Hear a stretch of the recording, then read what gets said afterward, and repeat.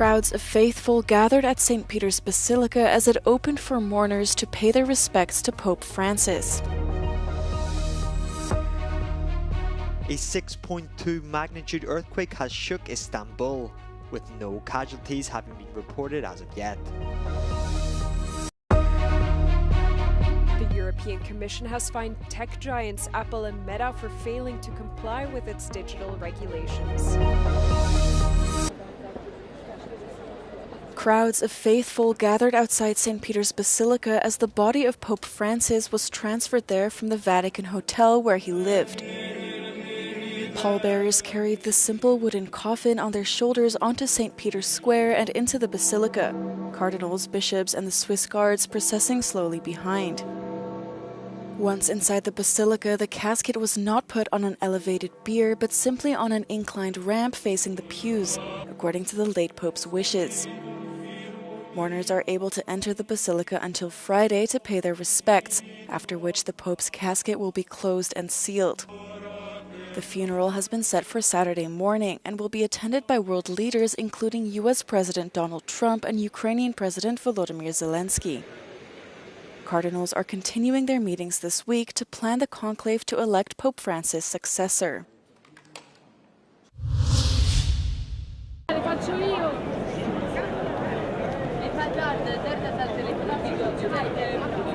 On Wednesday, the body of Pope Francis was transferred to St. Peter's Basilica. Procession carrying his coffin entered the Vatican Basilica through the main entrance, the same route Pope Francis had taken to greet the crowd one last time on Easter Sunday. He will lie in state inside the Basilica for a total of 3 days. Here, mourners can pay their respects ahead of the funeral on Saturday. And even in death, with his decision to simplify funeral rites, Pope Francis broke with tradition.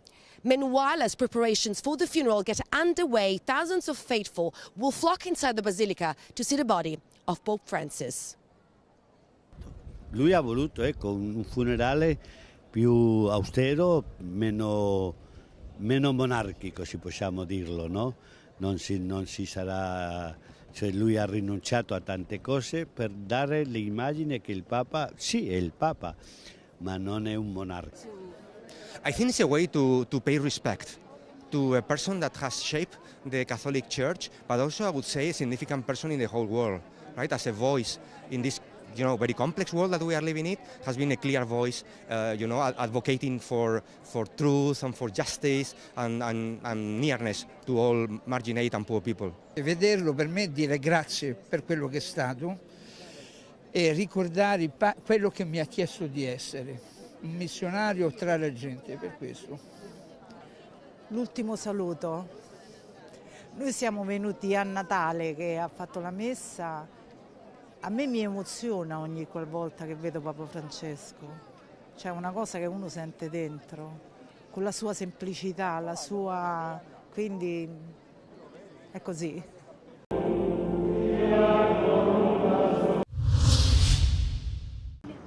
Preparations for the funeral of Pope Francis have begun at the St. Mary Major Basilica in Rome, where the late pontiff asked to be buried.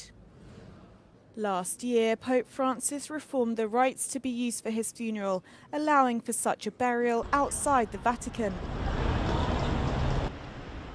The Basilica had special significance to Francis as the home of his favourite icon of the Virgin Mary, something many worshippers believe speaks to his humility and faith.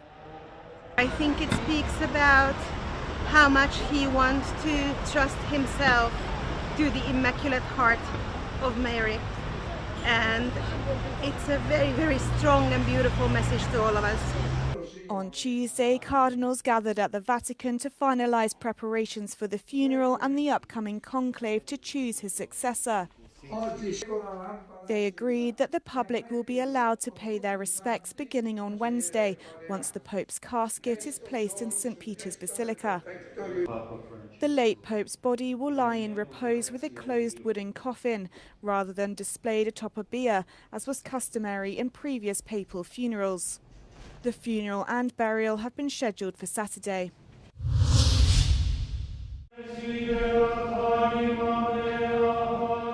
A day after the death of Pope Francis, French President Emmanuel Macron confirmed he will attend the funeral on Saturday.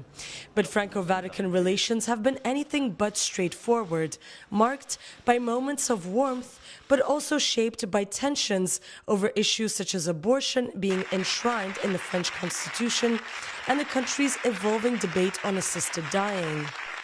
Although often accused of being cold towards France, Pope Francis visited the country 3 times. That's more than any other during his 12-year pontificate. But these visits were marred by misunderstandings. The first was in Strasbourg in 2014, when the Pope gave a speech at the Council of Europe and the EU Parliament, but did not make a detour to the city's famous cathedral. 9 years later, the Pope visited Marseille, declaring, "I'm going to Marseille, not France," a statement that raised many eyebrows. The pontiff celebrated Mass in a packed stadium and even called for a more compassionate approach to migrants, a subtle dig at the French government's policies. Le persone che rischiano di annegare quando vengono abbandonate sulle onde devono essere soccorse. È un dovere di umanità, è un dovere di civiltà. Allegations of tensions resurfaced last December when Pope Francis did not attend the grand reopening of the Notre Dame Cathedral in Paris. Yet, a week later, he visited Corsica, his final trip abroad.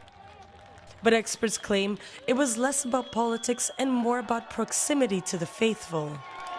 C'est des visites pastorales et c'est vraiment l'axe qui était primordial chez le pape François, c'est mettre en avant cet aspect pastoral et il ne souhaitait pas effectuer des visites d'État qui auraient entraîné un protocole très important. Il voulait vraiment aller au contact des fidèles. The Vatican has long defended these travel choices, saying they reflect Pope Francis's commitment to the Church's peripheries, places overlooked by previous popes like Mongolia and Southeast Asia. A pope who broke with tradition not to distance himself from France, but to reach out to the edges of the Catholic world. Catholics in the Romanian commune of Radu Canen gathered in mourning following the death of Pope Francis, holding a special Mass in his memory. Catholics are a minority religion in Romania, making up only about 4% of the population. Around 150,000 people lined the streets of nearby Iași when Pope Francis visited Romania 6 years ago, and mourners remember him fondly. Toată lumea se pregătea, stătea în așteptare, să mergem să-l vedem pe Papa Francis, Papa milostivirii, Papa iubirii, Papa săracilor. A fost pentru noi o întâlnire deosebită.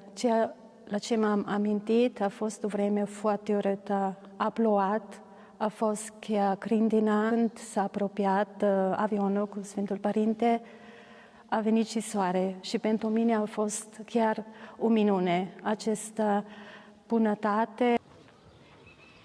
Following the church service, the community gathered in the cemetery where priests led prayers.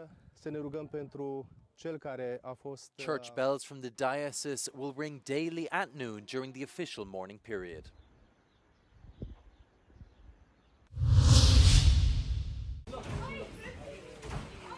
A 6.2 magnitude earthquake has shook Turkey's capital Istanbul, says the country's emergency service.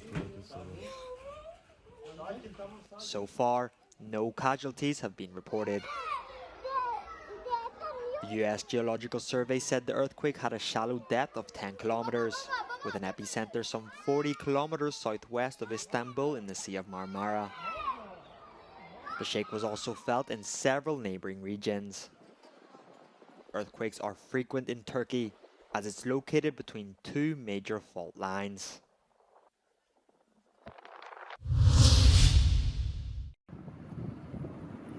The European Commission has fined tech giants Apple and Meta for failing to comply with its digital regulations.